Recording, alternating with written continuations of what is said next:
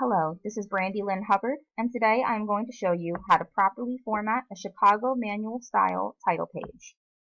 Your first step is going to be to place the title of your paper 1/3 of the way from the top. Next, you're going to want to place your first and last name halfway down the page. Now, some professors have preferences such as last name, comma, first name, so don't be afraid to reach out to your professors and ask them how they prefer it. Your next step is going to be to place the name of your course, followed by your course number, professor's name, and today's date, 1/3 of the way from the bottom. To double check that your proportions are correct, go ahead and go to the bottom right corner and zoom out. Take a look, that looks good. Now, title pages on the top right corner are not going to have page numbers like the rest of your paper will, and we're going to go over that in another video.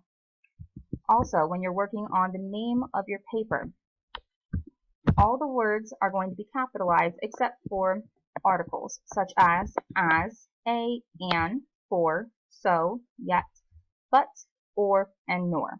All of these are going to be lowercase.